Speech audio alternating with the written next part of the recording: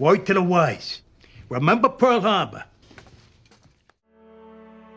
A tragic romance between star-crossed lovers is as much a staple of narrative fiction as an almost kiss or a big man walking away from an explosion. Shakespeare got the ball rolling with Romeo and Juliet, and it's done wonders for English patience, gay cowboys, and the personification of death.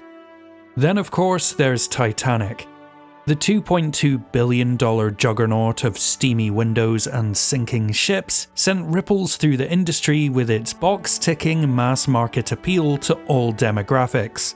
A mega-budget VFX spectacle for the blockbuster crowd, a delicate love story custom-built for the softies amongst us, and a pitch-perfect Billy Zane just for yours truly.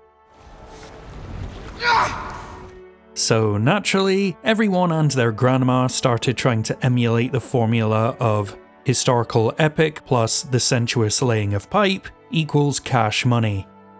None more blatantly than when the House of Mouse and Man with a Gasoline Can Michael Bay released Pearl Harbor in 2001 to capitalize on that sweet, sweet 60th anniversary of a tragedy box office.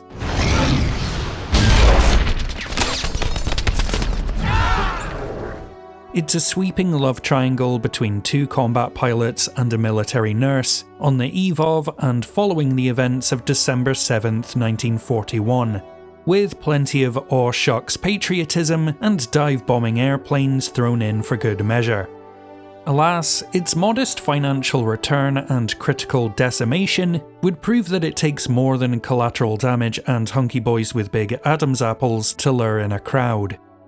20 years on, and its legacy has been reduced to little more than a hilarious Team America power ballad.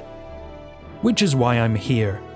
To offer a tepid, lukewarm, caveat-laden defense of something that could have been much better, but is absolutely fine for what it is.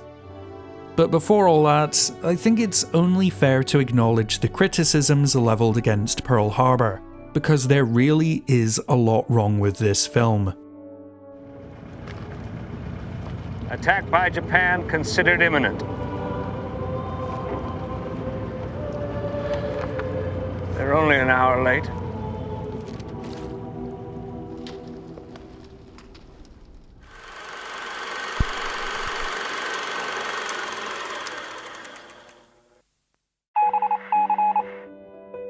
By opting for its threes-a-crowd relationship drama over a more manageable tit-for-tat love story, long stretches succumb to a cheesy bloat in a movie that's already pushing 3 hours long. The woman's place in this film is to be women in a Michael Bay film. Sex-starved, boy-craving vixens, as opposed to actual people. There are multiple comedic moments at the sole expense of persons with dyslexia, and a running gag about a soldier with a speech impediment, because Michael Bay hasn't seen a person alive he can't reduce to stigmatizing cliches. Hans Zimmer's score is omnipresent, obnoxious, and suffocating in its obvious amplification of the very basic emotional cues on screen. And last but not least, the historical revisionism occasionally veers from dramatic license into straight-up xenophobia, wherein the Japanese are shown committing war crimes that never actually happened. All of these things have and should be called out for their narrative and conscientious failures, and I'm not here to minimize or excuse their presence. I am, however, more than prepared to say that some of the rotten fruit being pelted at Pearl Harbor comes down to a lack of context, bad faith, or a stubborn refusal to acknowledge just how good Michael Bay can be under the right circumstances. Look, I got some genuine French champagne from France, and I thought, maybe we could celebrate. Celebrate what? Oh, I don't know. You being my hero, for one. Okay. Why not? Of all the cardinal sins this sprawling saga commits, The one found to be most damning by the yawning masses has to be the swooning through line between Ben Affleck, Kate Beckinsale, and Josh Hartnett. It's slow, drawn out, and not at all in keeping with the serious business we're all here for. I mean, schmaltzy wooing has no place in a film about the horrors of the Second World War. Oh, except for in A Hidden Life, Allied, Atonement, Australia, Captain Corelli's Mandolin, Casablanca, The English Patient, The Exception, From Here to Eternity, The Guernsey Literary and Potato Peel Pie Society, Lost Caution, South Pacific, Suite Francais, or how about Enemy at the Gates and Enigma, which both released the very same year as Pearl Harbor. So what do you say you cut me some friggin' slack? There's nothing inherently wrong with mixing gunpowder and sentimentality. It's also worth noting that there's something inherently gendered about the sheer critical kicking Pearl Harbor's romantic subplot took. If you go back and actually read the more colourful commentary it faced upon release, much of it reeks of indignation that a film exists to cater more to women and those with an investment in matters of the heart than the fact-checking dudes who love to point out anachronisms and militaristic inaccuracies. If you want to see a take on similar material with absolutely no emotional centre, check out 2019's Midway and its hollow, noisy nonsense. It turns out it fucking sucks! I mean, sure, I agree with the general consensus that Pearl Harbor's three-way tryst is convoluted and drawn out well past the point of masturbatory tear-jerking, but there's still a lot to like about this most maligned love fest. You are just so... That cork just got away from me. As far as meet-cutes go, a cocky pilot reduced to a tangle of nerves by a headstrong nurse during a physical exam is incredibly sweet, and proof that Michael Bay may in fact have a soul, even if it's smeared in engine grease and hair gel. While this subplot is painted with a rose-tinted idealism that seems archaic by 21st century standards, this was never supposed to feel contemporary. It's a 1940s love story through and through, a salute to an era where whimsy and naivety were fantastical escapism rather than jarring reminders that nobody would ever really act like this. If anything, I find the lack of ironic detachment endearing, a piece of they just don't make 'em like they used to American exceptionalism that doesn't diminish the sacrifices made by other allied nations or reduce their enemy to Orientalist caricatures.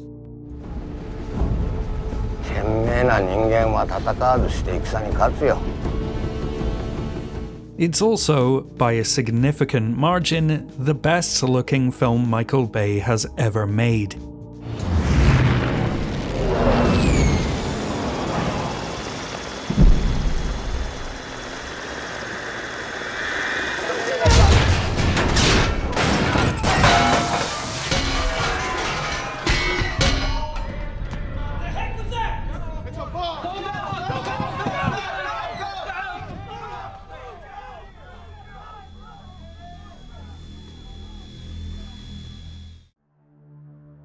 Cinematographer John Schwartzman, who'd previously collaborated with Bay to exhilarating effect on The Rock and Armageddon, is the absolute star of this show, capturing the pre-war Americana with a golden hour glow.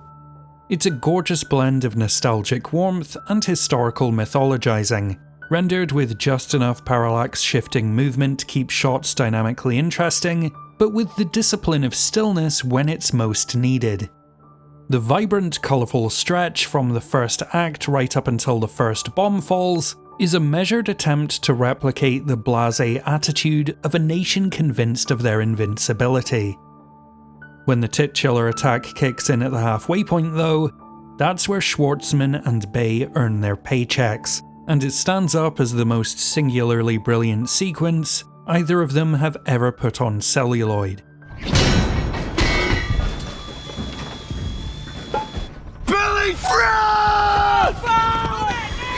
It's a dud.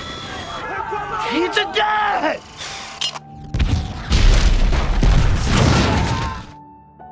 As the waves of Japanese fighters descend, we see them soar over baseball games, inquisitive children, and idyllic greenery, their incongruous menace buzzing through paradise like a biblical plague. Once the Japanese open fire, the camera does something unexpected. Shots of falling bombs, scuttled battleships, and whizzing bullets move in a patient, graceful glide, as if to denote the well-trained resolve of the men on either side, facing almost certain death.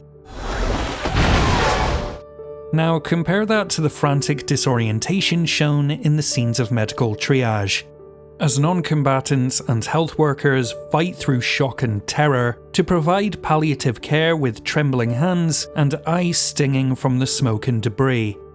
See, someone show Zack Snyder that this is the correct way to use a dream lens for dramatic emphasis.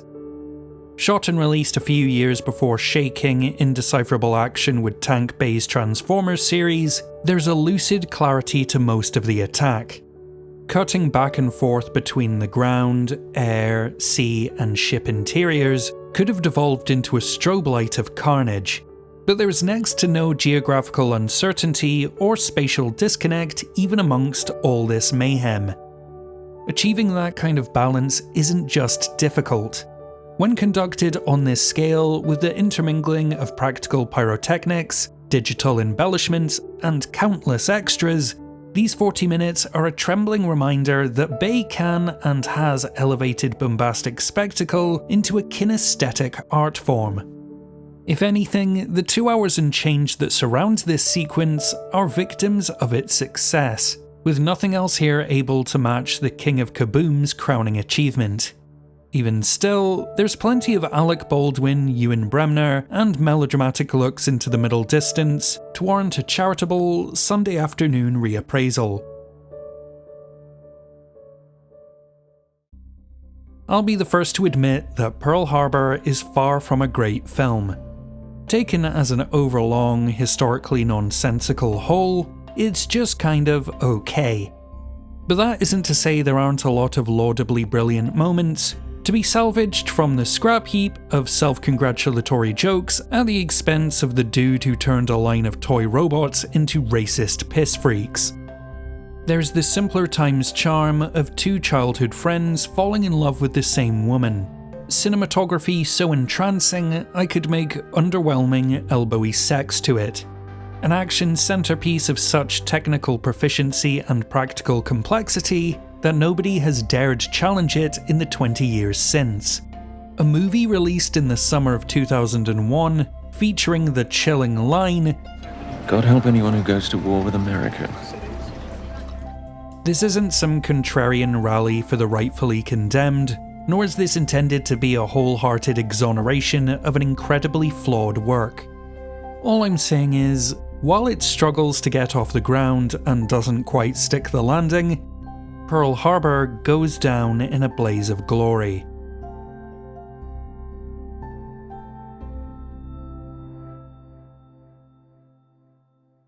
A slow-motion kiss for our Patreon producers Jennifer C., Claire MD, Becky O, and Nicholas Le Revere, and a big ol' action movie explosion for all these amazing folks who support us over on Patreon. So what do you think about Pearl Harbor? Do you think it's a complete write-off, or do you think there's enough in there to consider a second look? Let us know down in the comments, and sound off about your favourite World War II films in general.